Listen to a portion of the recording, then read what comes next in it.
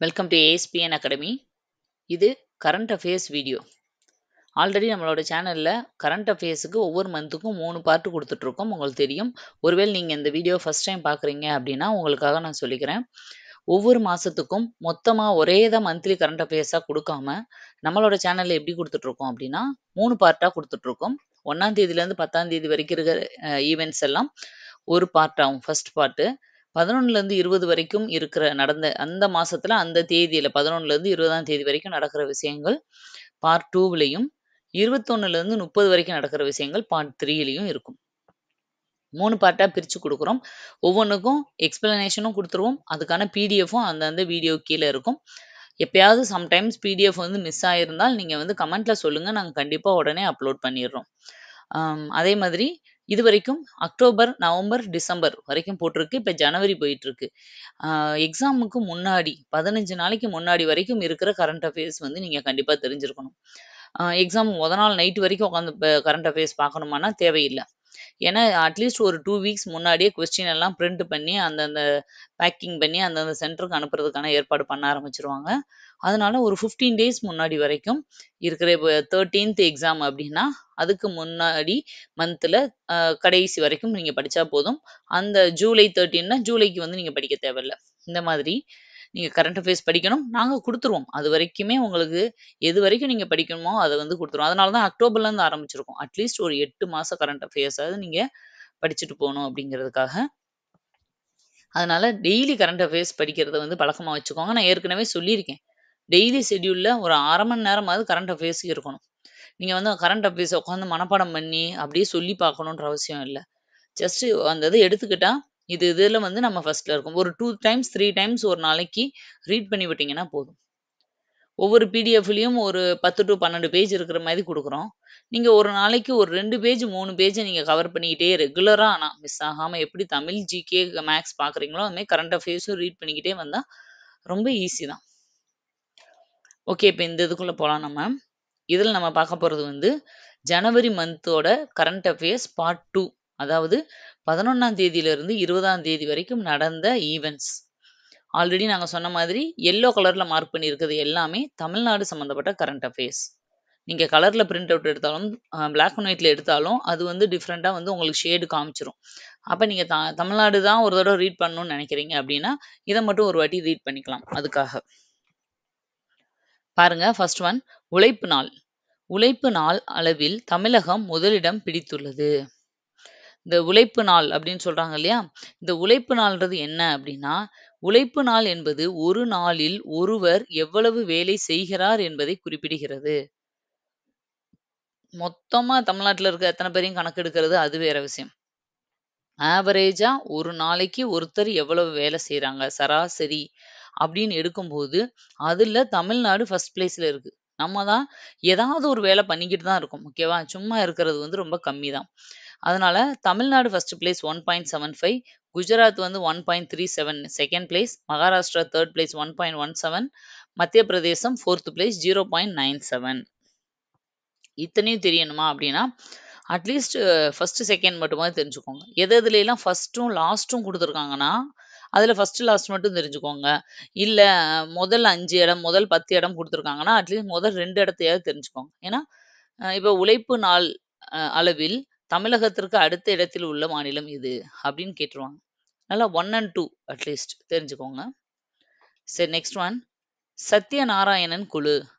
புதிய குற்றவியல் சட்டங்களை மறு ஆய்வு செய்ய தமிழ்நாடு அரசு சத்யநாராயணன் தலைமையில் குழு ஒன்றை அமைத்துள்ளது. இந்த குற்றவியல் சட்டங்கள் இருக்கு இல்லையா? Crime laws. இத வந்து மறு ஆய்வு செய்யறதுக்காக ஒரு கமிட்டி போட்டிருக்காங்க. அதுதான் வந்து சத்யநாராயணன் கமிட்டி. அதாவது இவங்க என்ன பண்ணுவாங்கன்னா, இப்ப இருக்கிற குற்றங்களுக்கு ஏத்தாப்புல இப்ப சைபர் கிரைம் வந்துருச்சு. நெறைய ஆன்லைன் சோசியல் மீடியா கிரைம்ஸ் நெறைய வந்துருச்சு. அப்ப அதுக்கேத்தாப்புல ஆல்ரெடி இருக்கிற ஐபிசி செக்ஷன்லாம் எப்படி மாத்தணும்? எப்படி தண்டனைகள வந்து கூட்டலாம், குறைக்கலாம்? எந்த சட்டத்த வந்து கூட்டணும்? எத வந்து தேவையில்ல? ரொம்ப அந்த காலத்துல இருந்தது, இப்ப வந்து பழக்கத்திலே இருக்காது. அந்த சட்டங்கள்லாம் நீக்குறது. இந்த மாதிரி ஆராய்ச்சிகள வந்து அவங்க பண்ணுவாங்க. அறிக்கைய வந்து தாக்கல் பண்ணுவாங்க. அடுத்து தமிழக அரசு விருதுகள். இது ரொம்ப முக்கியமானது. இப்ப இதுலருந்து ஒரு கரண்ட் அஃபேர்ஸ் வர்றதுக்கான சான்சஸ் ரொம்ப அதிகம். அயலக தமிழர் தினத்தில் வழங்கப்பட்ட விருதுகள். அயலக தமிழர் தினம். அதாவது பாரதிய பிரவாஸ் தினம் அது வந்து வேற. அது எப்படின்னா, அயல் நாட்டுல வாழ்ற இந்தியர்கள் எல்லாரையும் வேற நாட்டுல இருந்து அ வாழ்ற இந்தியர்கள் எல்லாரையும் கூட்டிட்டு வர்றது. இந்தியர்கள் எல்லாரையும் சொல்றது வந்து அ பாரதிய பிரவாசி தினம்.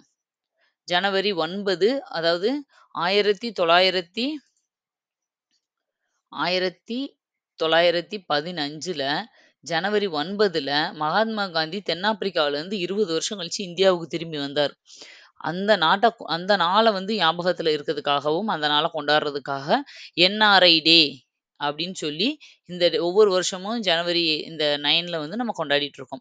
கிட்டத்தட்ட 2 வருஷத்துக்கு ஒரு தடவ இந்த என்ஆர்ஐ டே இந்த மீட்டிங் வந்து நடத்துவாங்க. ஏன்னா வருஷம் வருஷம் வர முடியாது இல்லையா? வேற நாட்டுல இருக்கவங்கலாம். அதுக்காக ஒரு 2 இயர்ஸ் ஒன்ஸ் வந்து நடத்துவாங்க. எல்லாருமே வருவாங்களா அப்படின்னு கிடையாது. விருப்பப்படுறவங்க வருவாங்க. ஒரு சில முக்கியமானவங்க, அவார்ட் வாங்குறவங்க இவங்கலாம் வருவாங்க. முக்கிய தொழிலதிபர்கள் இவங்கலாம் வருவாங்க. இது வந்து இந்திய அளவுல நடக்கிறது.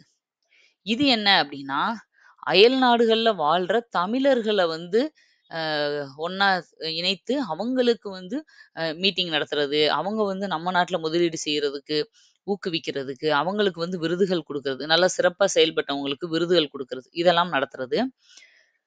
அப்புறம் அயலக தமிழர் தினம்.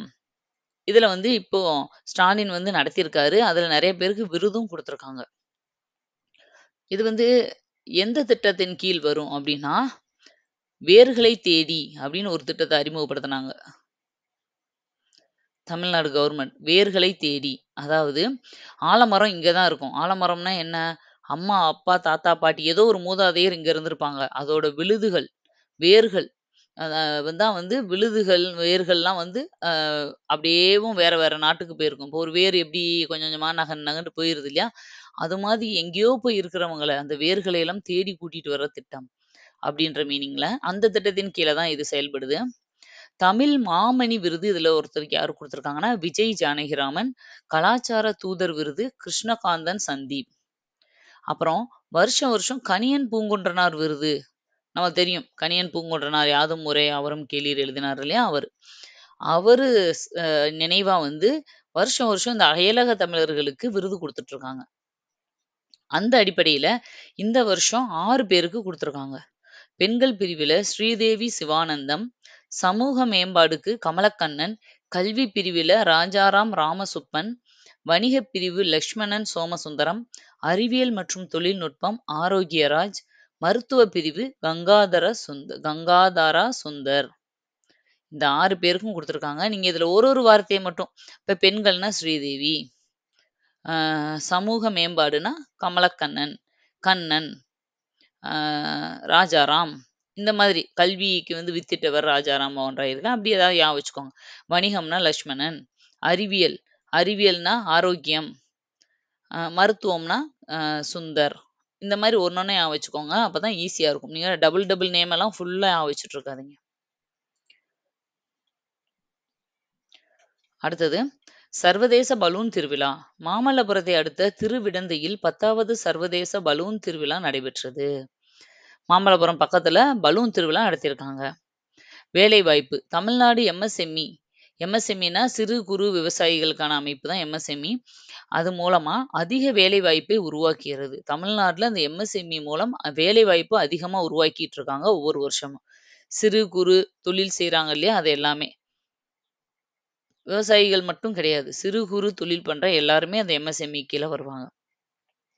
இந்தியாவின் மொத்த உள்நாட்டு உற்பத்தியில் 9.19% தமிழ்நாடு 2வது இடத்தை பிடித்துள்ளது.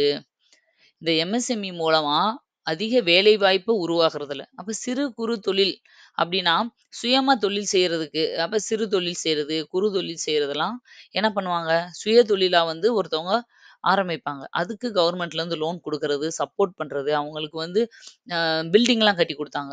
அதாவது கவர்மெண்ட்டோட காம்ப்ளெக்ஸ் மாரி கட்டி 10க்கு 10 ரூமு கம்மியான வாடகைக்கு கடை நடத்துறதுக்கு. இந்த மாரி திட்டங்கள்லாம் நெறைய அறிமுகப்படுத்துனாங்க கவர்மெண்ட்ல. இந்த மாரி பல திட்டங்கள் மூலமா சின்னதா பிசினஸ் பண்றவங்க, சின்னனா தொழில் பண்றவங்க, சின்னதா விவசாயம் அளவான ஏக்கர்ல வந்து விவசாயம் பண்றவங்க, இந்த மாதிரி இதுல வந்து நெறைய வந்து கவர்மெண்ட் சப்போர்ட் பண்ணி அவங்கள வந்து டெவலப் பண்ணியிருக்காங்க.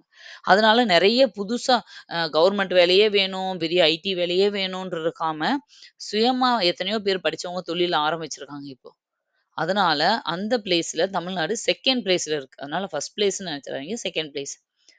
தொழில் முனைவோரின் எண்ணிக்கையில தமிழ்நாடு முதலிடம். தொழில் முனைவோர் அப்படின்னா, இந்த சுயமா தொழில் பண்ண முன்னாடி வர்றாங்க இல்லையா? எண்ணிக்கை அதிகமா இருக்கிறதுல தமிழ்நாடு ஃபர்ஸ்ட் பிளேஸு. அதுக்கு சப்போர்ட் பண்ணி அவங்கள வந்து ஊக்குவிக்கிறதுல தமிழ்நாடு செகண்ட் பிளேஸு. அடுத்தது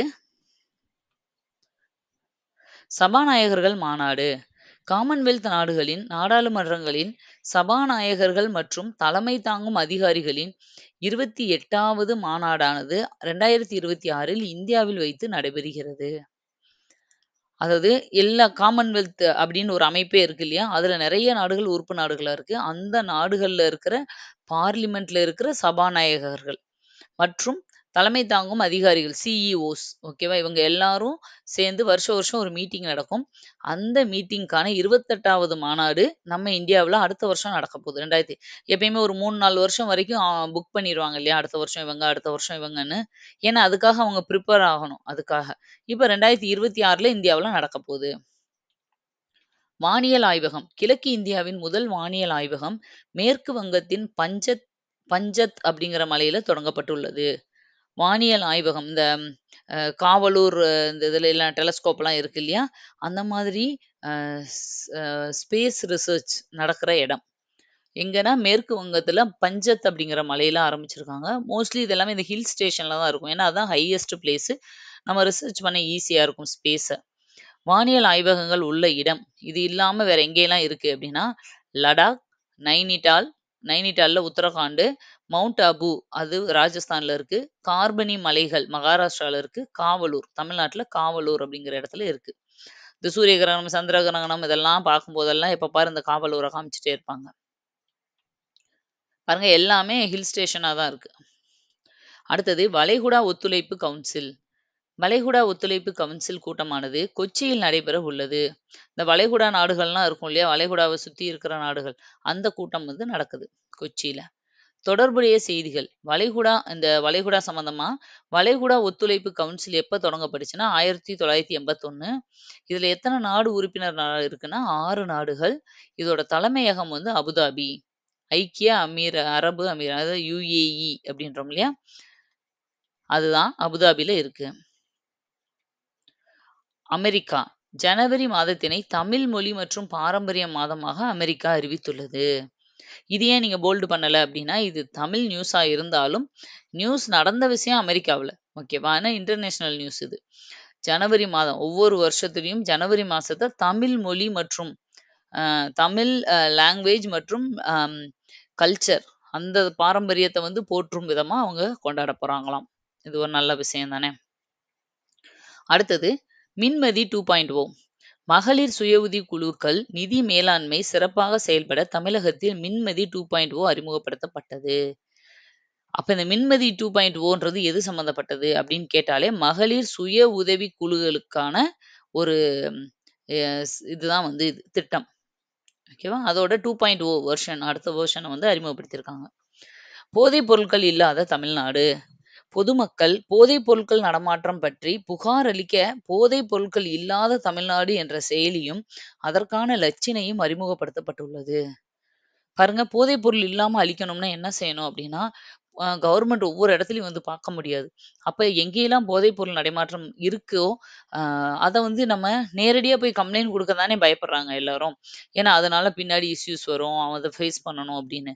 அதனால இப்ப வந்து ஒரு மொபைல் ஆப் அதுக்குன்னு ஒரு சிம்பல் கிரியேட் பண்ணி ஒரு ஆப் ரெடி பண்ணி பண்ணியிருக்காங்க. இதுல யார் வேண்டாலும் போய் எங்கெல்லாம் இந்த மாதிரி போதைப்பொருள் யூஸ் பண்றாங்க அப்படிங்கிறத நம்ம அதுல கம்ப்ளைண்டா ரெஜிஸ்டர் பண்ணோம்னா அதை வந்து உடனே வந்து அவங்க ஆக்ஷன் எடுப்பாங்க.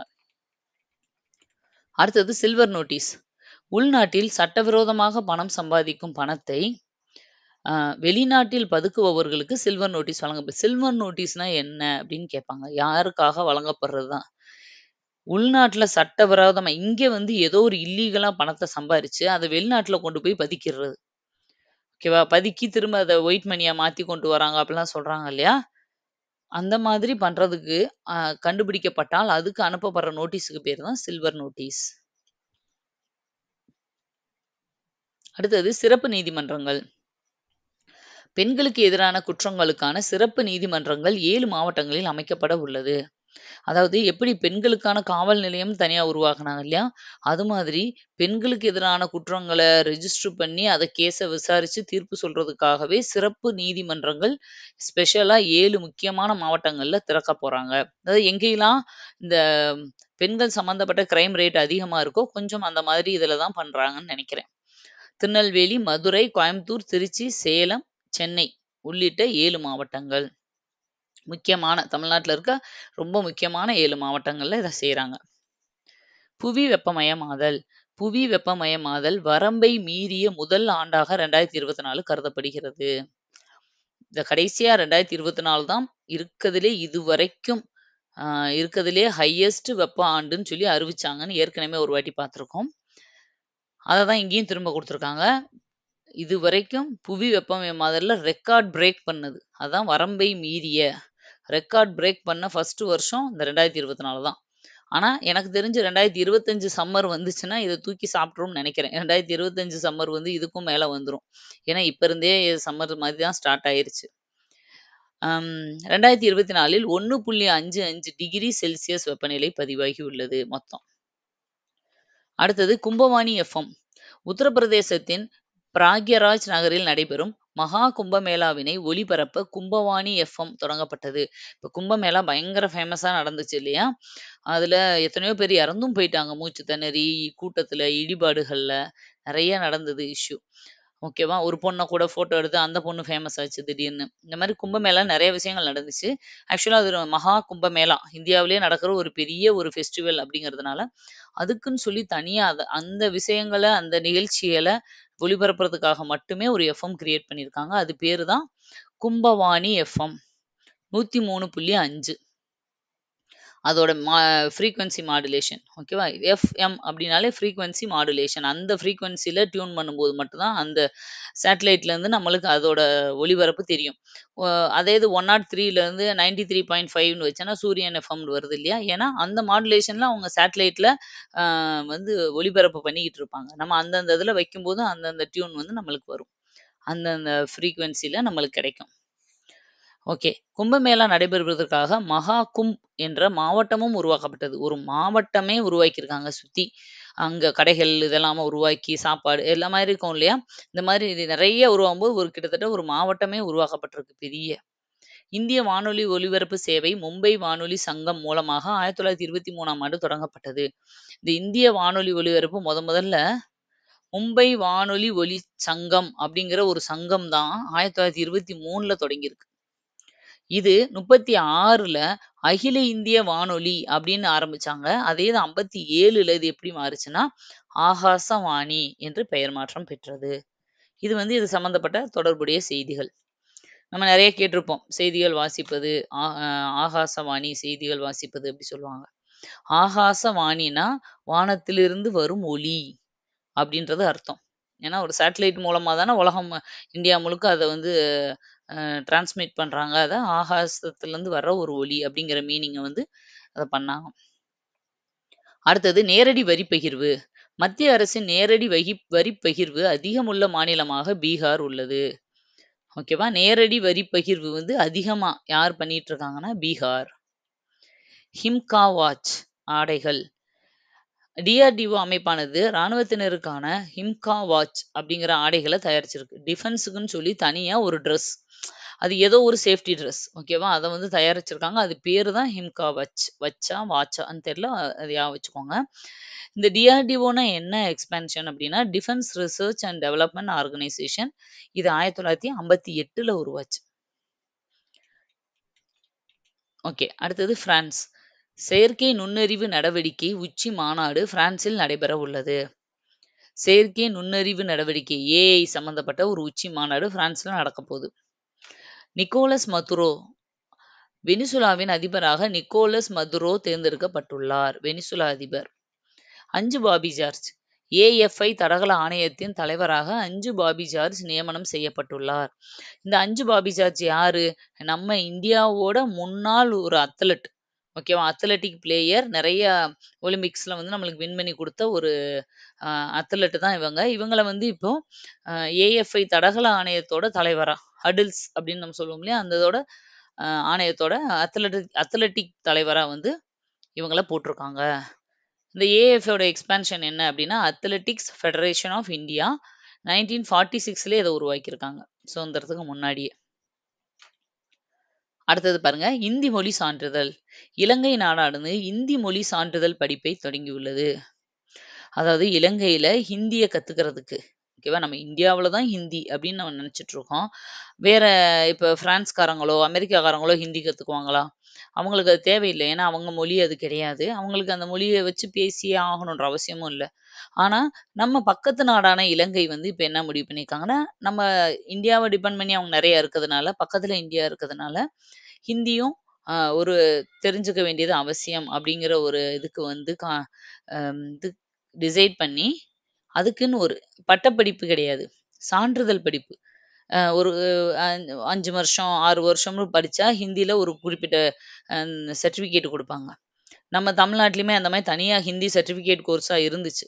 ஆ அது பிராத்மிக், மத்தியமா, ராஷ்டிர பாஷா அப்படி படிக்கணும். படிச்சு 8 எக்ஸாம் முடிச்சோம்னா, நம்ம வந்து ஹிந்தில வந்து ஒரு டிகிரி முடிச்சதுக்கு ஈக்குவல். ஒவ்வொன்னுக்கும் தனித்தனியா எக்ஸாம் கண்டக்ட் பண்ணி, ஒவ்வொரு வருஷம் முடியும்போது, ஒவ்வொன்னுக்கும் சர்டிஃபிகேட் குடுப்பாங்க. 1 லெவல், 2 லெவல், 3 லெவல். இத இப்ப இலங்கையும் அறிமுகப்படுத்தியிருக்காங்க. அடுத்தது பெண்கள் பாதுகாப்பு. நகரங்கள் அடிப்படையில் பாருங்க, பெண்கள் பணிபுரிவதற்கு ஏற்ற நகரங்களில் பெங்களூரு முதலிடம் பிடித்துள்ளது. சிட்டி சிட்டி வைஸ் பார்த்தோம்னா, லேடீஸ் வந்து வேலைக்கு போறதுல ரொம்ப சேஃப் அப்படிங்கிறதுல city wise Bangalore first, Chennai 2வது இடம், மும்பை 3வது இடம். அதே இது ஸ்டேட் வைஸ் மாநிலங்கள் அடிப்படையிலன்னு எடுத்துக்கிட்டோமா, மொத்த மாநிலமும் கணக்கு எடுக்கும்போது, பெண்கள் பணிபுரிவதற்கு ஏற்ற மாநிலங்கள்ல கேரளா ஃபர்ஸ்ட் பிளேஸ்ல இருக்கு. கேரளா எல்லாருக்கும் தெரியும். மோஸ்ட்லி கேரளால வந்து எஜுகேஷன் ரேட் ஜாஸ்தி. அதே மாதிரி லேடீஸோட ரேஷியோவும் ஜாஸ்தி. பாலின விகிதம் வந்து அங்க ஜாஸ்தி. லேடீஸ் அதிகமா ஒர்க் பண்ணுவாங்க. ஜாபுக்கு போறது வந்து ஆல் ஓவர் இந்தியாவுல நம்ம பார்த்தோம்னா, கேரளாவுல தான் அதிகமா வந்து லேடீஸ் வந்து ஜாபுக்கு போறவங்க இருக்காங்க. அப்போ மாநிலங்கள் அடிப்படையில கேரளா ஃபர்ஸ்ட் பிளேஸும், சிட்டி அடிப்படையில பெங்களூர் ஃபர்ஸ்ட் பிளேஸ்லயும் இருக்கு.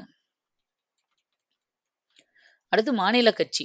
நாம் தமிழர் கட்சி, விடுதலை சிறுத்தைகள் கட்சி ஆகிய 2 கட்சிகள் மாநில கட்சியாக ஸ்டேட் பார்ட்டி அப்படின்னு அங்கீகரிச்சிருக்காங்க. நம்ம பாலிட்டில படிச்சிருக்கோம். நம்ம இதுல வந்து தேசிய கட்சிகள், மாநில கட்சிகள். இது இல்லாம சுயேட்சை கட்சிகள் நெறைய இருக்கும். ஓகேவா? அப்படி பார்க்கும்போது, நம்ம ஒரு குறிப்பிட்ட எலிஜிபிலிட்டி அவங்க வாங்கிட்டாங்கன்னா, இப்ப கடைசியா ஒரு எலக்ஷன் நடக்குது. அந்த எலக்ஷன்ல ஒரு குறிப்பிட்ட எலிஜிபிலிட்டி அவங்க வாங்கிட்டாங்கன்னா, அந்த மாநிலத்தோட மாநில கட்சியா அங்கீகரிப்பாங்க. அப்புறம் 4 ஸ்டேட்டுல வந்து அவங்க ஜெயிச்சு 4 ஸ்டேட்லயும் பேர் வாங்குனாங்கன்னா, தேசிய கட்சியா அறிவிப்பாங்க.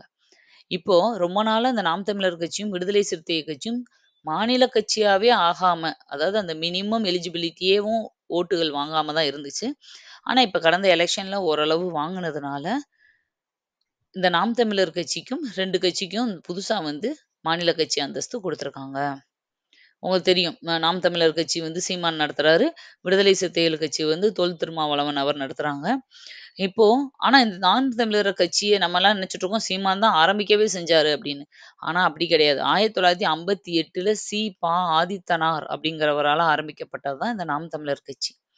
அதே மாரி விடுதலை சிறுத்தைகள் கட்சி 1982ல மலைச்சாமி என்பவரால் ஒடுக்கப்பட்ட சிறுத்தைகள் என்ற பெயரில் துவக்கப்பட்டது. ஒடுக்கப்பட்ட சிறுத்தைகள்னு அவர் ஆரம்பிச்சிருக்காரு. அதவே இவங்க வந்து அந்த ஒடுக்கப்பட்டன்ற வார்த்தைய தூக்கிட்டு, விடுதலை சிறுத்தைகள்னு மாத்திருக்காங்க.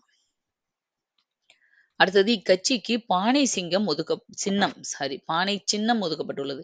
ஒரு மாநில கட்சி அந்தஸ்து குடுத்துட்டாலே, சின்னம் குடுப்பாங்க இல்லையா? அப்படி பானை சின்னத்த ஒதுக்கியிருக்காங்க.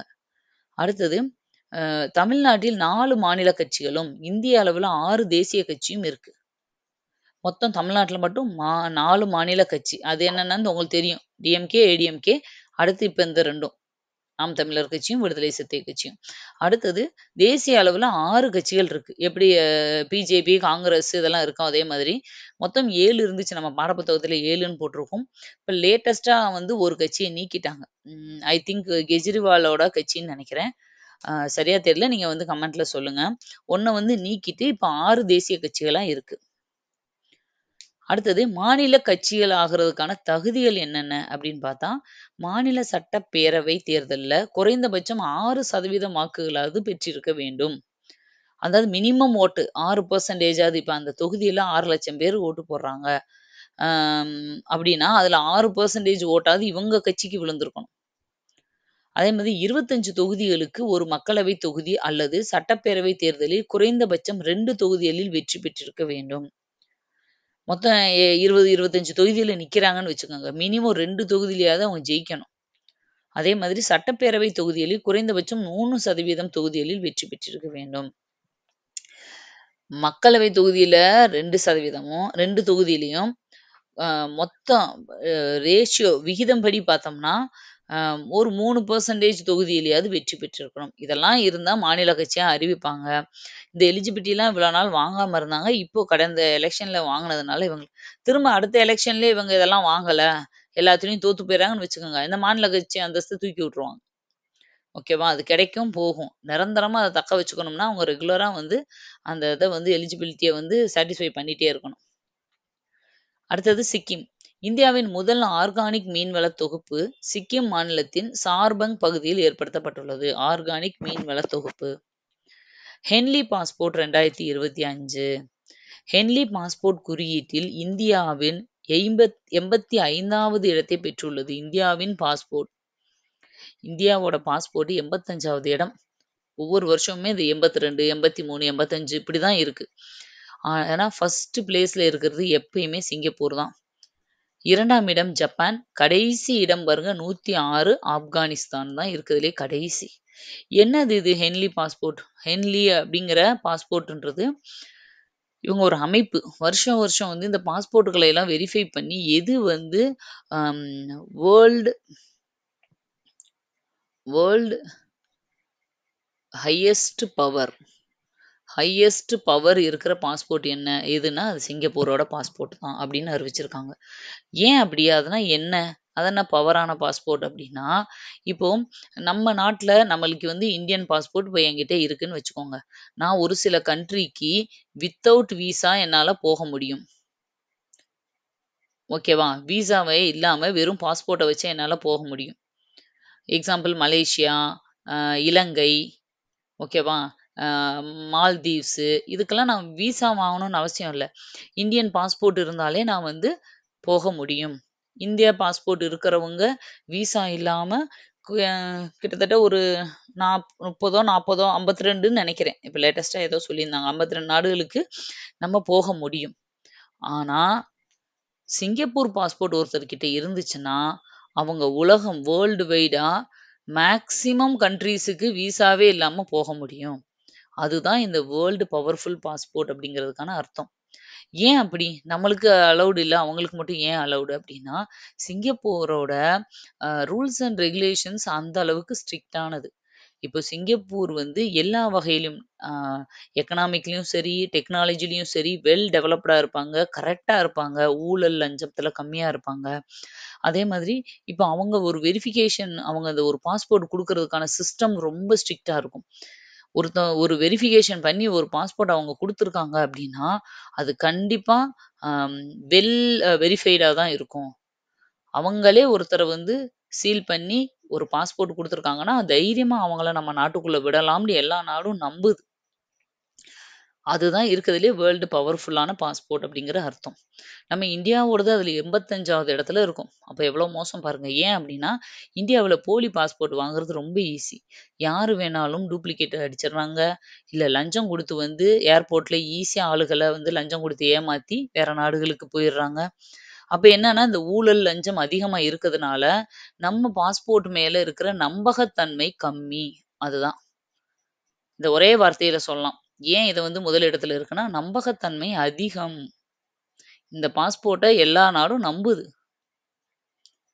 அதுதான் இதோட மீனிங். புரியுதா? இதுக்கு அடுத்தபடியா ஜப்பான் இருக்கு. கடைசியா நம்மள விட மோசம். 106வது இடத்துல ஆப்கானிஸ்தான் இருக்கு. ஆனா 106 தான் லாஸ்ட் பிளேஸு. இதுல நம்ம 85வது இடத்துல இருக்கோம். ஓகேவா? அப்ப இதுலயே தெரியுங்க நம்ம எவ்வளோ மோசமா இருக்கோம்னு. இதுதான் வந்து இதோட மீனிங். ஏன்னா, இத எப்படி எடுப்பாங்க அப்படின்னா, எப்படி வந்து சிங்கப்பூருக்கு வந்து பண்ண மாட்டாங்க. சிங்கப்பூர்காரங்கன்னா நம்பிக்கையானவங்கன்னு எப்படி சொல்றாங்க அப்படின்னா, வேர்ல்டு வைட் வந்து கிரைம் ரேட்ட வந்து எடுப்பாங்க. இப்போ அமெரிக்காவிலேயே வந்து எத்தனையோ பேரு குடியிருக்காங்க. அங்க நடக்கிற வேர்ல்டு வைட் அந்த அமெரிக்கா ஃபுல்லா கிரைம் ரேட் ரெஜிஸ்டர் ஆகும்.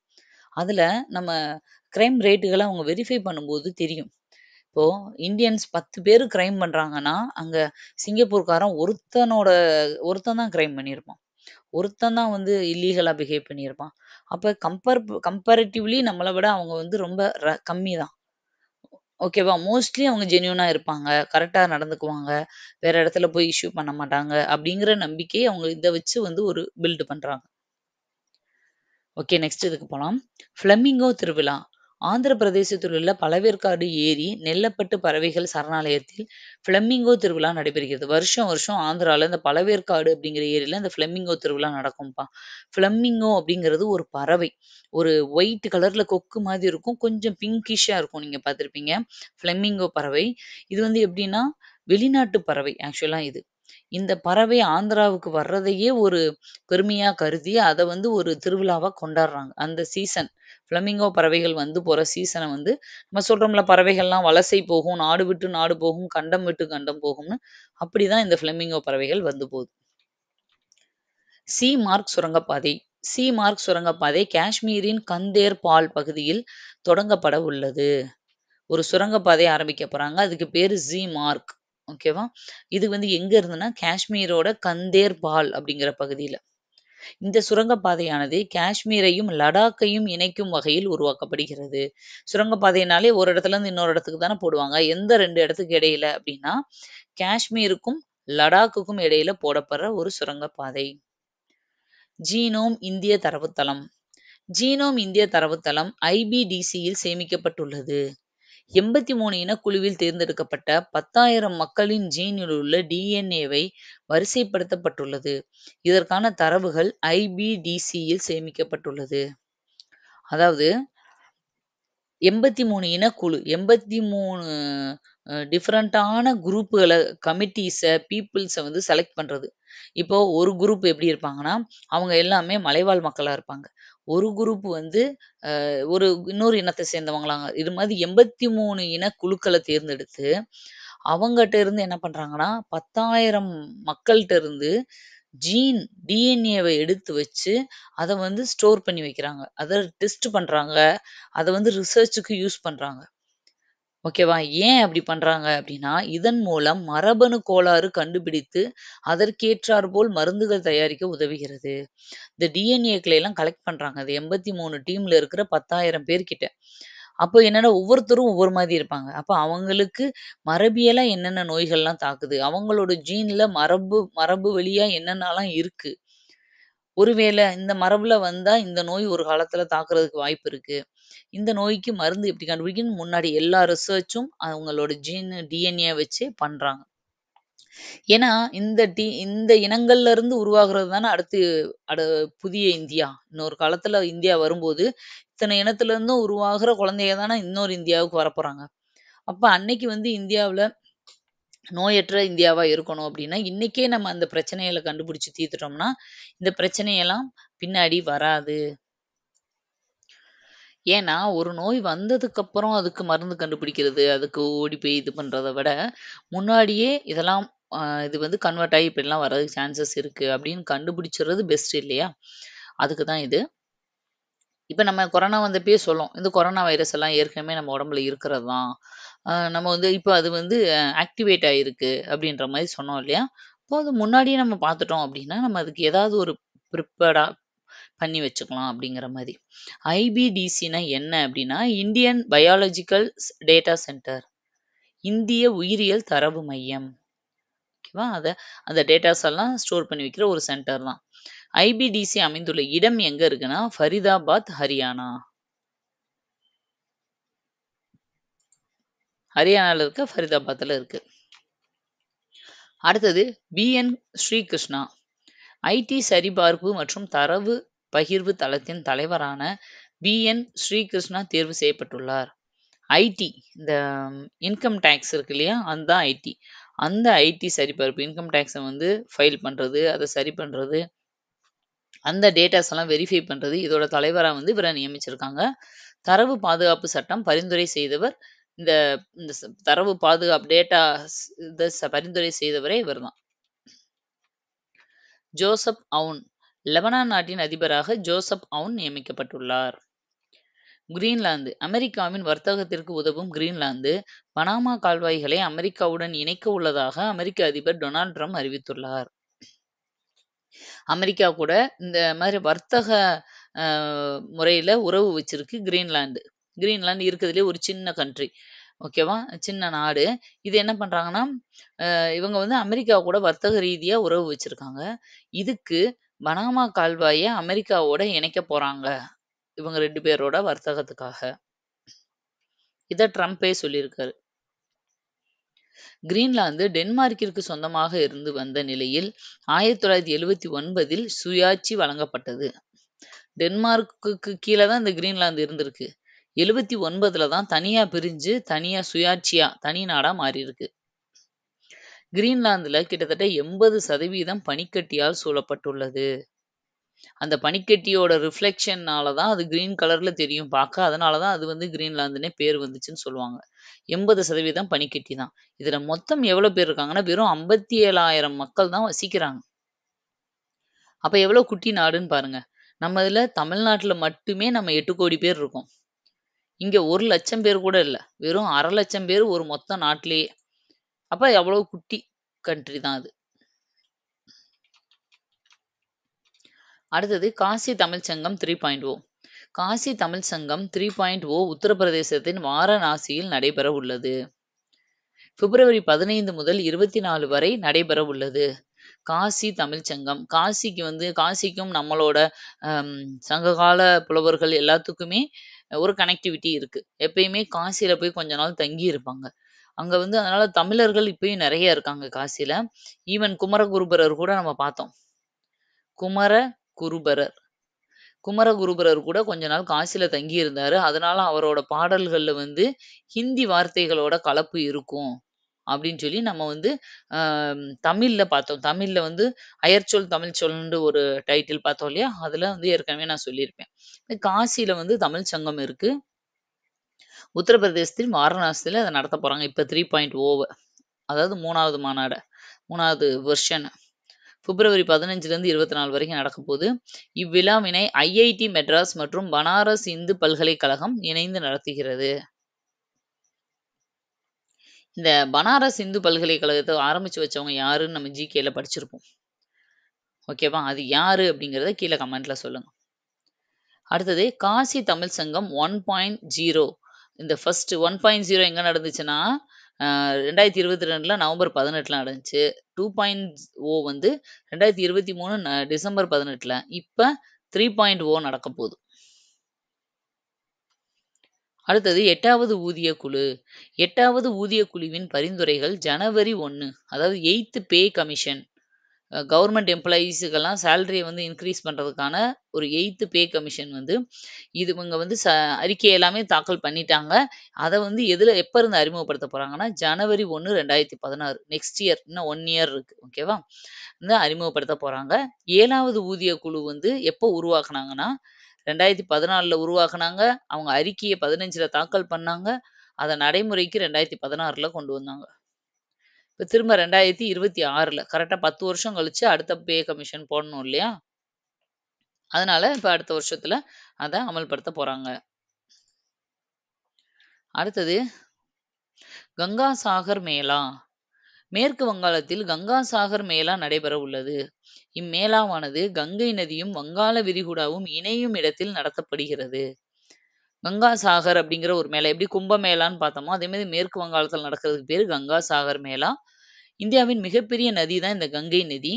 அப்புறம் இந்த கங்கை நதிய பத்தி தான் குடுத்துருக்காங்க. இந்த பாயிண்ட்ஸ் ஃபுல்லாவே நம்மளுக்கு 10th ஜியோகிராஃபில வந்து ஃபர்ஸ்ட் லெசன்ல இருக்கும்.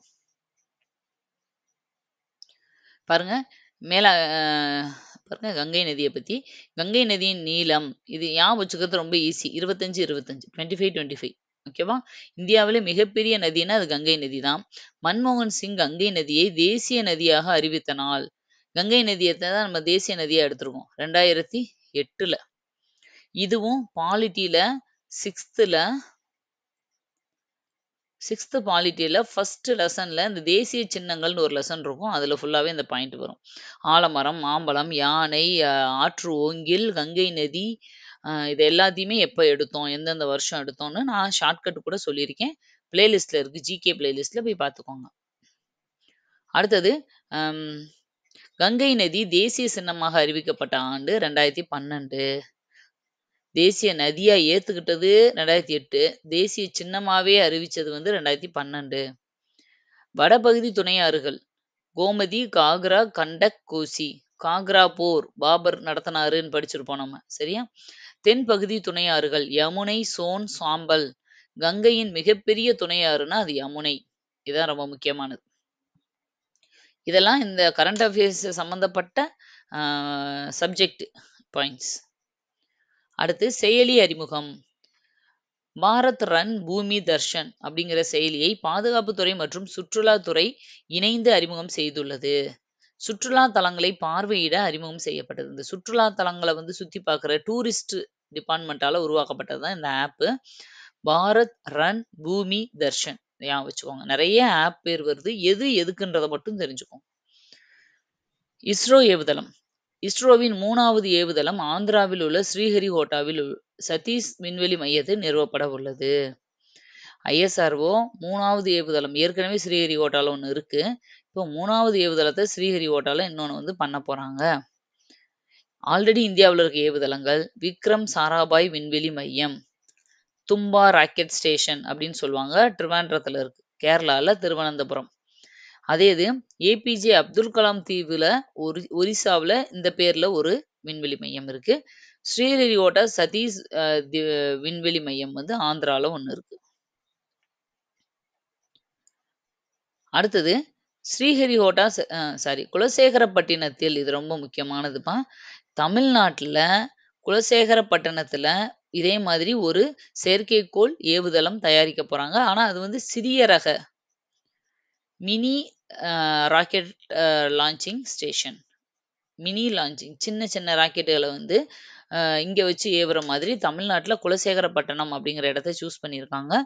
ரொம்ப நாள் அதுக்கான ப்ராஜெக்ட் போயிட்டு இருக்கு. இன்னும் கட்டி முடிக்கல. அடுத்தது பாரத் மொபிலிட்டி கண்காட்சி 2025. புதுடில்லியில் பாரத் மொபிலிட்டி கண்காட்சி 2025 நடைபெறுகிறது.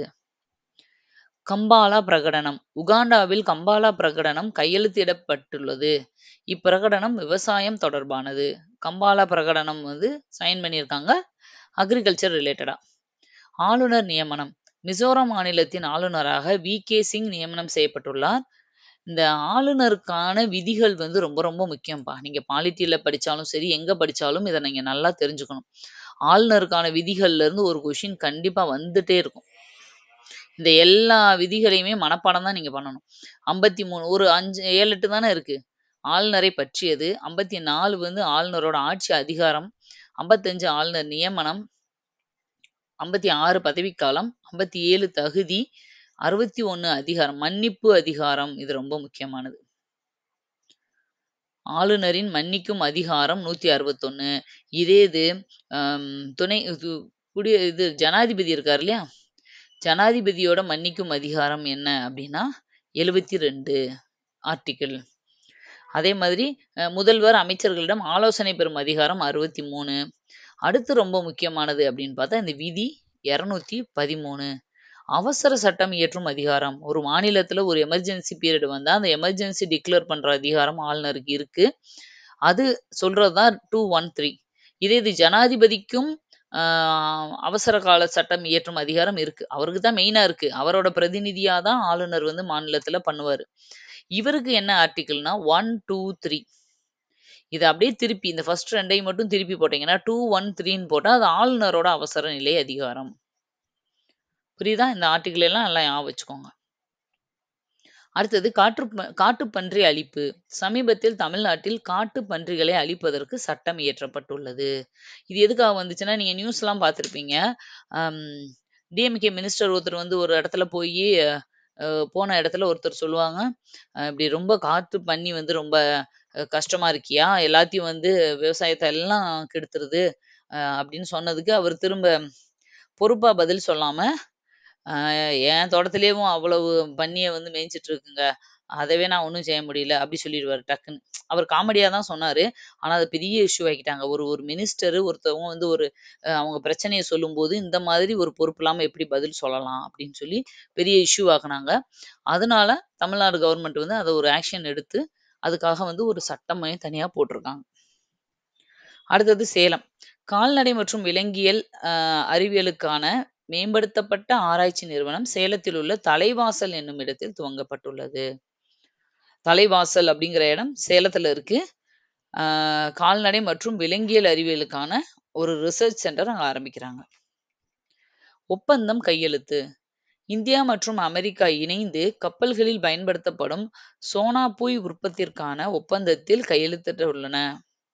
இந்த சோனாபூய் அப்படின்னா என்ன அப்படின்னா, நீர்மூழ்கி கப்பலை கண்டுபிடிக்க உதவுகிறது. இப்போ தண்ணிக்கு அடியில நீர்மூழ்கி கப்பல்கள் ஏதாவது இருக்குன்னு வச்சுக்கோங்க. நம்ம ஓரளவு அந்த காலத்துல சோனார் இதெல்லாம் வந்து யூஸ் பண்ணோம். சோனார் யூஸ் பண்ணி நம்ம அதெல்லாம் கண்டுபிடிப்போம். ரேடார்னா வானத்துல இருக்கிறது, எவ்வளோ டிஸ்டன்ஸ்ல இருக்கிறதையும் நம்ம கண்டுபிடிக்கிறதுக்கு. சோனார் அப்படிங்கிறது தண்ணிக்குள்ள இருக்கிறது. ஏன்னா, இந்த வேற நாடுகள்லாம் என்ன பண்ணுவாங்கன்னா, இந்த நீர்மூழ்கி கப்பல்கள் மூலமா வந்து இன்னொரு நாட அட்டாக் பண்றதுக்கு சான்சஸ் நெறைய இருக்கு. அதனால அந்த மாரி ஏதாவது இருக்கான்றத கண்டுபிடிக்கிறதுக்கு தான் பயன்படுறது இந்த சோனாபூய். இதுல வந்து இந்தியாவும், அமெரிக்காவும் இணைஞ்சு இத நம்ம வந்து செயல்படுத்துவோம்னு சொல்லி சைன் பண்ணியிருக்காங்க. தாய்வழி இறப்பு விகிதம். அதாவது தாய்வழி இறப்பு விகிதம் குறைந்துள்ள மாநிலங்களில் கேரளா முதன்மையாக உள்ளது. என்ன பாருங்க மெட்டர்னல் மார்ட்டாலிட்டி ரேஷன் அதாவது குழந்தை பிறக்கும்போது, பிரசவத்தின் போது தாய் இறந்து போறாங்க இல்லையா? அந்த ரேஷியோவ தான் சொல்றாங்க. அதுல அம் கம்மியான விகிதத்துல கேரளா இருக்கு. கு தாய் வந்து பிரசவத்தின் போது இறந்து போறது வந்து கேரளால இருக்கிறதுலயே ரொம்ப கம்மியா இருக்கு. அப்படின்னு சொல்றாங்க. இந்த கேரளால லாஸ்ட் இயர் எப்படி இருந்துச்சுன்னா, கேரளா தாய்வழி இறப்பு விகிதம் 19ல இருந்து இப்ப 29ஆ அதிகரிச்சிருக்கு. அப்ப என்ன குறைஞ்சிருக்குன்னு சொல்றாங்க, அப்புறம் அதிகரிச்சிருக்குன்னு சொல்றாங்க அப்படின்னா என்னன்னா, ஆ ரேஷியோ படி பார்த்தா 19ல இருந்து 29 ஆயிருக்கு. ஏன் அப்படி ஆச்சு? ஆனா ஆல் ஓவர் இந்தியாவுல பார்க்கும்போது இதுதான் கம்மி. ஓகேவா? ஆனா ஏன் 19லருந்து 29 ஆயிருக்கு அப்டின்னா, அ பொதுவாவே குழந்தைக பிறக்கிற ரேஷியோவே கம்மியாயிருச்சு கேரளால. முதல்லலாம் 2 குழந்தைங்க, 3 குழந்தைங்கன்னு இருந்தது. இப்போ 1 குழந்தை, குழந்தையே வேண்டாம் அப்டின்றதுனால, பிறந்த குழந்தைகள்ல எவ்வளோ பேருன்னு ரேஷியோ எடுக்கும்போது, ரேஷியோ கூடுதலா காமிக்கும் இல்லையா? அப்படிதான் வந்து 29 ஆயிருக்கே தவிர, அ வந்து இறப்பு விகிதம் அதிகரிக்கலன்னு சொல்றாங்க. கீழ பாருங்க. குழந்தைகள் பிறப்பு குறைந்துள்ளதால் இந்த விகிதம் அதிகரித்துள்ளது. இதே இது தமிழ்நாட்டுல எடுத்து பாருங்க. தாய்வழி இறப்பு விகிதம் 45.5% அதாவது 50% 2ல 1 பேரு இறந்து போயிர்றாங்க. அந்த அளவுக்கு ரேஷியோ இருக்கு. அடுத்து டாக்கிங் பரிசோதனை. விண்வெளியில் டாக்கிங் பரிசோதனையை செய்துள்ள 4வது நாடாக இந்தியா திகழ்ந்துள்ளது. நீலக்கொடி சான்றிதழ். டென்மார்க்கின் ஃபவுண்டேஷன் ஃபார் என்விரான்மென்டல் எஜுகேஷன் அப்படிங்கிறது கேரளாவில் உள்ள கப்பாட் மற்றும் சால் கடற்கரைக்கு நீலக்கொடி சான்றிதழ் வழங்கியுள்ளது.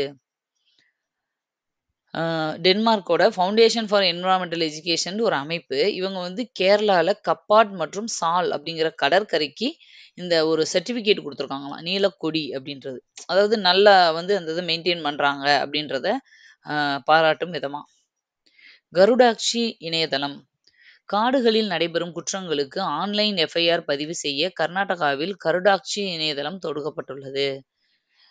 காடுகள்ல ஏதாவது குற்றங்கள் நடந்துச்சுன்னா, அத வந்து நம்ம ஆன்லைன்லயே வந்து எஃப்ஐஆர் வந்து ரிஜிஸ்டர் பண்ணலாம். எஃப்ஐஆர் கம்ப்ளைண்ட் வந்து ரிஜிஸ்டர் பண்ணலாம். அதுக்கு பேர் தான் கருடாக்சி. தேவஜித் சைக்கியா பிசிசிஐயின் செயலராக தேவசித் சைக்கியா நியமனம் செய்யப்பட்டுள்ளார். ஐசிசியோட செயலரா ஜெய்ஷா, ஏசிசியோட செயலரா வந்து ஷம்மி சில்வா அப்படிங்கிறவங்களும் நியமிக்கப்பட்டிருக்காங்க.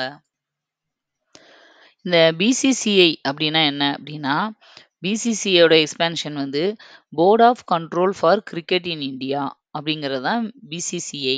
அதே இது ஐசிசிஐ அப்படின்னா international cricket council, ICCI cricket போட்டி அப்படிலாம் நம்ம பேசுவோம் இல்லையா? ஐசிசி அப்படின்னா இன்டர்நேஷனல் கிரிக்கெட் கவுன்சில். ஏசிசி அப்படின்னா ஏசியன் கிரிக்கெட் கவுன்சில். ஓகேவா? இதோட எக்ஸ்பேன்ஷன் நோட் பண்ணிக்கோங்க. Amitabh Kant how India scaled MTG20 என்ற புத்தகத்தினை அமிதாப் காந்த் எழுதியுள்ளார். மீட், இந்த எம்டின்றது மீட்னு நினைக்கிறேன். G20 மாநாடு நம்ம நடத்தணும் இல்லையா லாஸ்ட் இயர், அதை பத்தி எழுதியிருக்காரு. How India scaled meet G20 அப்படிங்கிற புக்கை அமிதாப் காந்த் அப்படிங்கிறவர் எழுதியிருக்காரு. இது ரொம்ப முக்கியமானது. ஏன் அப்படின்னா G20 மாநாடு நம்ம இதில் நடத்தினதே நம்ம ஒரு பெருமையாக நினைக்கிறோம். இப்போ அது சம்மந்தமான ஒரு புக்குன்னும் போது இது கண்டிப்பாக கேட்க சான்சஸ் இருக்குது. நோட் பண்ணிக்கோங்க. எதெல்லாம் நான் ரொம்ப முக்கியம்னு சொல்கிறேன்னோ, நீங்கள் பிடிஎஃப்ல வந்து அங்கங்கே ஜஸ்ட் ஒரு ஸ்டார் மார்க்கோ இல்லை இம்பார்ட்டன்ட் மார்க்ஸோ போட்டு வச்சுக்கோங்க. படிக்கும்போது அதை நல்லா தெளிவாக படிங்க. அடுத்தது கவர்னர் சமூக சேவை விருது 2024. ராமலிங்கம் ஸ்வர்ணலதா ராஜ்குமார் ஆகியோருக்கு கவர்னர் சமூக சேவை விருது 2024 வழங்கப்பட்டுள்ளது. அடுத்தது ஜஸ்பிரீத் பும்ரா 2024 ஆண்டிற்கான டிசம்பர் மாத சிறந்த வீரராக ஜஸ்பிரீத் பும்ரா தேர்வு செய்யப்பட்டுள்ளார். இதெல்லாம் பேருகள் ஞாபகம் வச்சுக்கோங்க. சிலை திறப்பு, சுதந்திர போராட்ட வீரர் வாளுக்கு வேலி அம்பலம் அப்படிங்கிறவரோட சிலை சிவகங்கையில் திறக்கப்பட்டுள்ளது. சிவகங்கையை சேர்ந்த ஒரு பழைய, எப்படி வேலு நாச்சியார் மருது சகோதரர்கள் இவங்களுக்கெல்லாம் சிலை இருக்கும், அது மாதிரி வாளுக்கு வேலி அம்பலம் அப்படிங்கிறவரோட சிலையை வந்து சிவகங்கையில திறந்திருக்காங்க. யார் இந்த வாளுக்கு வேலி அம்பலம் அப்படின்னா 18ஆம் நூற்றாண்டுல வாழ்ந்த வெள்ளையர்களோட ஆட்சியை எதிர்த்து போராடின ஒருத்தர் தான். இவர் யாருன்னா மருது சகோதரர்களோட ஒரு நண்பர்கள். அவங்க மாதிரி தான், அவங்களுக்கு சப்போர்ட் பண்ண ஒரு டீம் தான் இவங்களும். பாகனேரி அப்படிங்கிற ஒரு ஊர்ல இருந்த ஒரு மொத்த இனம் தான் இவங்க. ஓகேவா? ஒரு கள்ளர் இனத்தை சேர்ந்தவங்க.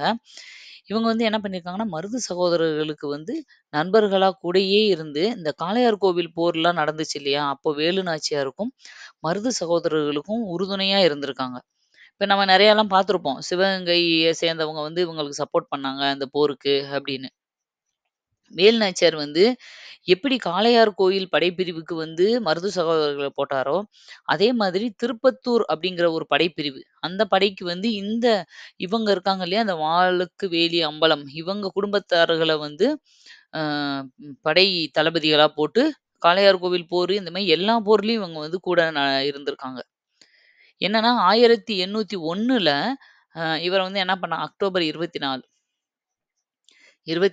1801ல மருது சகோதரர்கள், அந்த கட்டபொம்மனோட தம்பி செவத்தையா அவங்க எல்லாமே கொன்னு இருப்பாங்க இல்லையா? அந்த டைம்ல தான் இவங்களையும் சூழ்ச்சி பண்ணி கொன்னு இருப்பாங்க.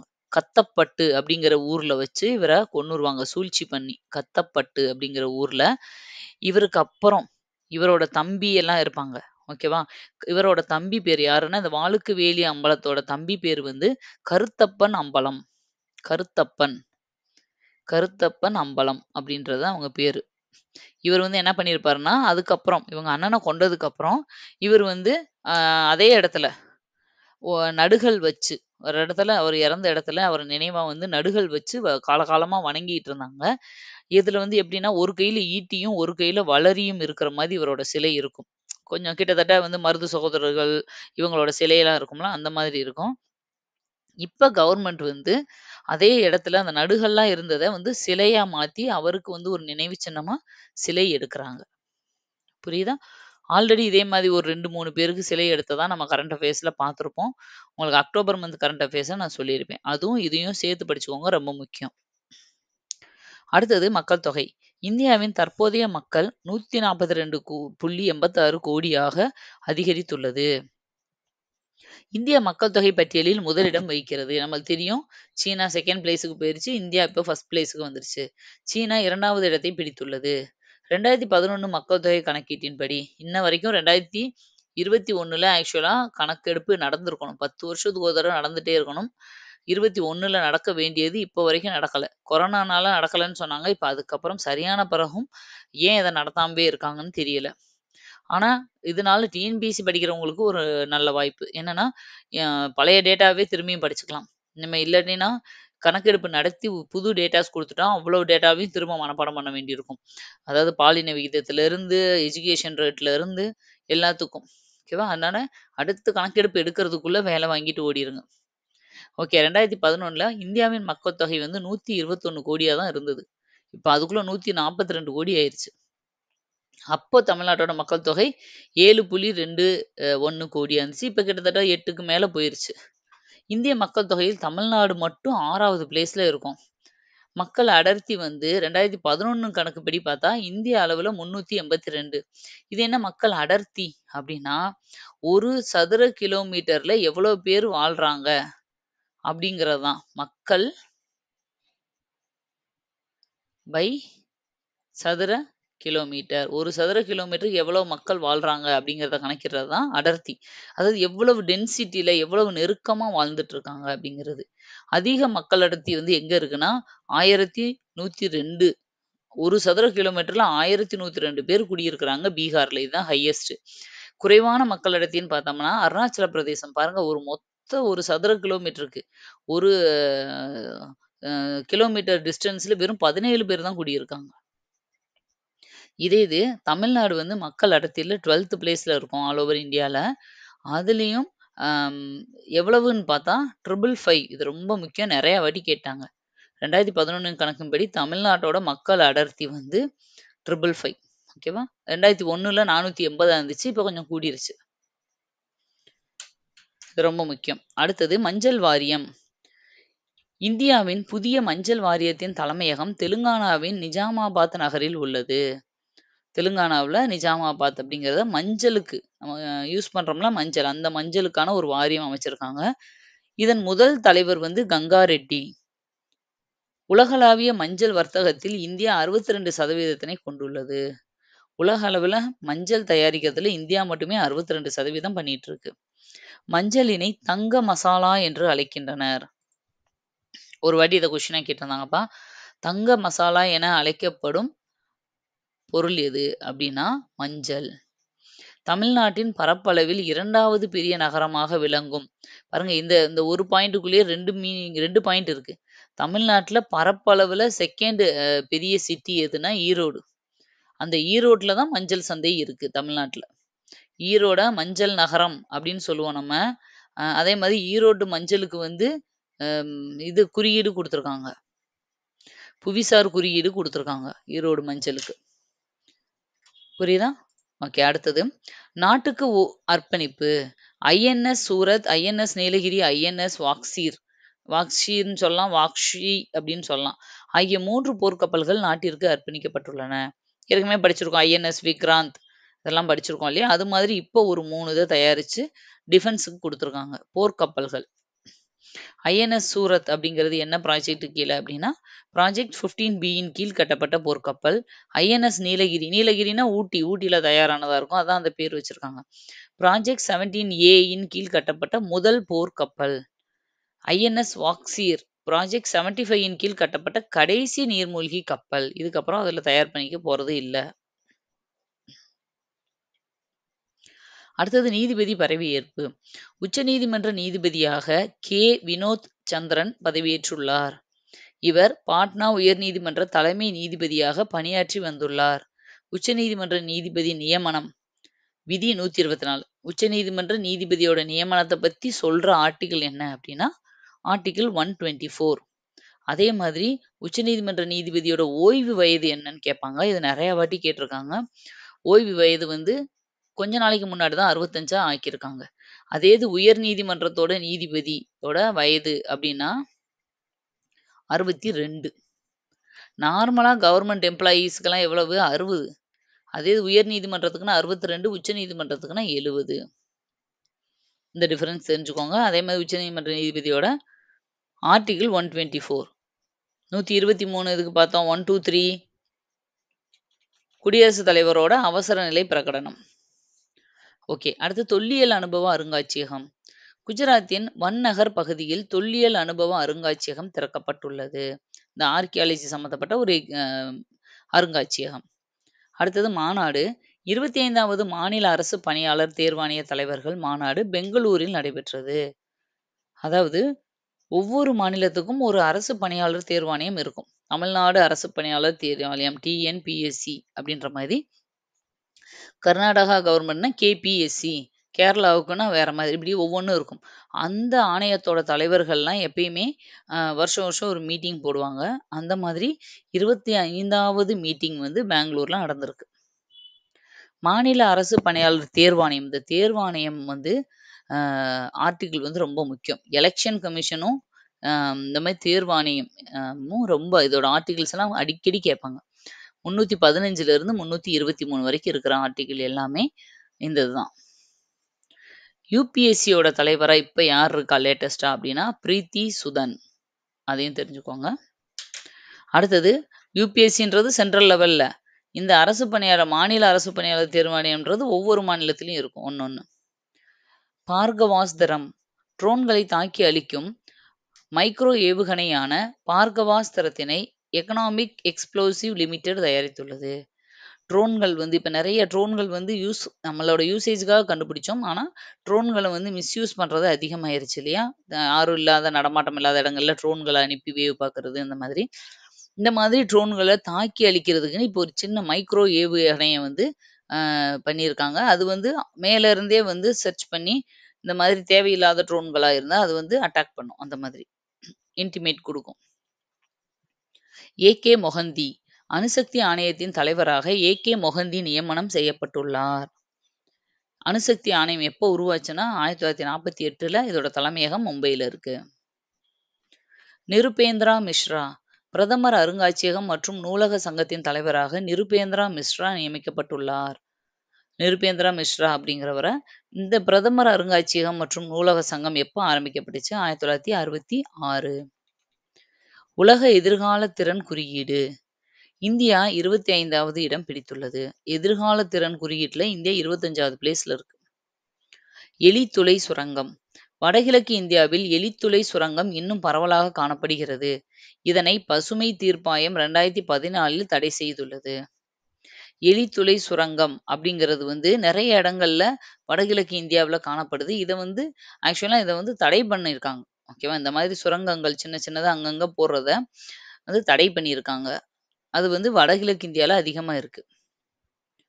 கொக்கோ உலகக்கோப்பை கொக்கோ உலகக்கோப்பை ஆண்கள் மற்றும் பெண்கள் இரு பிரிவிலும் இந்தியா அணி சாம்பியன் பட்டத்தை வென்றுள்ளது.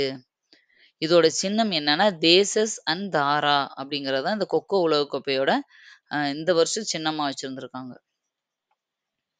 விஜய் ஹசாரோ கோப்பை மயங்க் அகர்வால் தலைமையிலான கர்நாடக அணி விஜய் ஹசாரோ கோப்பை சாம்பியன் பட்டத்தை வென்றுள்ளது. கர்நாடகா டீம் தான் வின் பண்ணியிருக்கு. சையத் முஸ்தாக் அலி சாம்பியன் பட்டத்தை மும்பை அணி வென்றுள்ளது.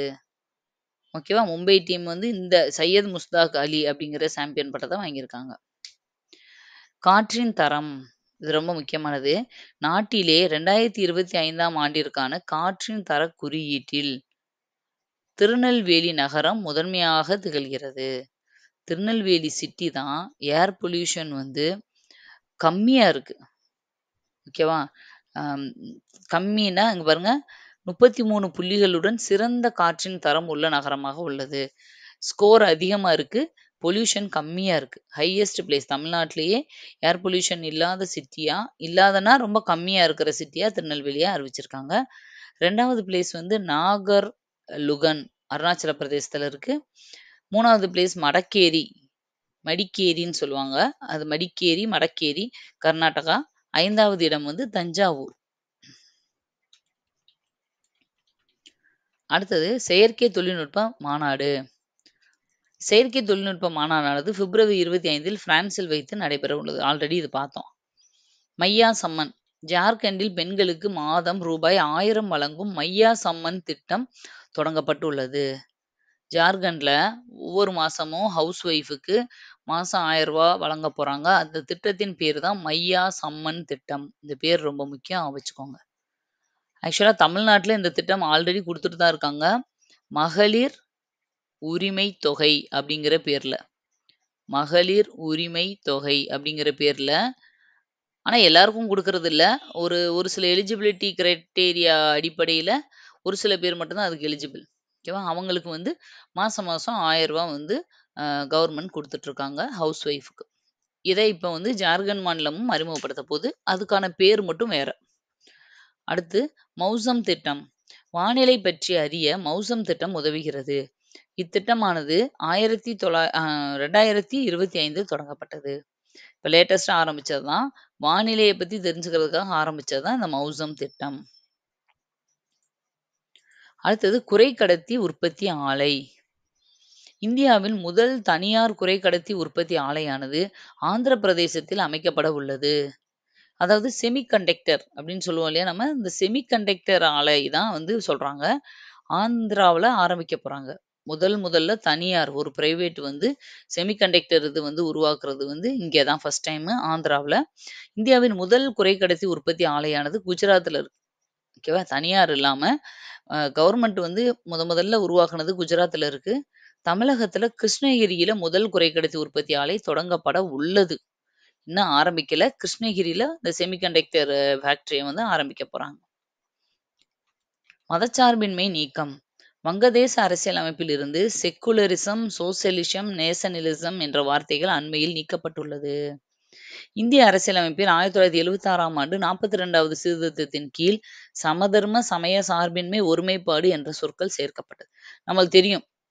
குட்டி அரசியலமைப்புன்னு சொல்றோம். 42வது சட்ட திருத்த சிறிய அரசியலமைப்புன்னு சொல்றோம். அதுல நிறைய திருத்தங்கள் பண்ணாங்க. 76ல இந்திரா காந்தி அவங்க பீரியட்ல வந்து இத பண்ணாங்க. அப்பதான் நம்ம என்ன வந்து பிரெஞ்சு புரட்சியிலிருந்து எடுத்து இந்த சமதர்மம், சமய சார்பின்மை, ஒருமைப்பாடுன்ற வார்த்தையெல்லாம் சேர்த்தோம். இந்த செக்குலரிசம், சோசியலிசம், நேஷனலிசம்ன்றத இப்போ வங்கதேசம் அவங்களோட அமைப்புல இருந்து நீக்கியிருக்கு. ஓகேவா? இது ரொம்ப முக்கியமான பாயிண்ட். இத தெரிஞ்சுக்கோங்க. இந்த வங்கதேசம் எப்படின்னா, இந்தியாவோட இருந்தது. பாகிஸ்தான் பிரியும்போது, அ பாகிஸ்தானோட போயிருச்சு. திரும்ப பாகிஸ்தான் கூட சண்டை போட்டு தனி நாடா மாறிருச்சு. ஓகேவா? அப்ப அவங்களுக்குன்னு தனி அரசியலமைப்பு. தருண்தாஸ். சிங்கப்பூர் கௌரவ குடிமகன் விருதானது தருண்தாஸ் என்பவருக்கு வழங்கப்பட்டுள்ளது. சிங்கப்பூர் கௌரவ குடிமகன் அப்படிங்கிற விருது குடுத்திருக்காங்க. அடுத்தது விண்வெளி நடைப்பயணம். சர்வதேச விண்வெளி நிலையத்தில் தங்கியுள்ள சுனிதா வில்லியம்ஸ் வந்து அங்க போயிட்டு தீபாவளி அப்போ போனவங்க திரும்பி வர முடியாம இன்னும் அங்கேயே இருக்காங்க இல்லையா? இப்ப வந்து அவங்க இந்த சுனிதா வில்லியம்ஸ் வந்து விண்வெளியில் நடைப்பயணம் மேற்கொண்டார். அவங்க அங்கேயே இருக்கிறதுனால நடக்காம இருந்தா அவங்க வந்து கண்டிப்பா ஆல்ரெடி சன்லைட் படாம இருக்கிறதே அவங்க உடம்புல வந்து நிறைய பிரச்சனைகளை கிரியேட் பண்ணியிருக்கும். அதனால இவங்க என்னன்னா அங்க வந்து விண்வெளியில நடைப்பயணம் செஞ்சிருக்காங்க.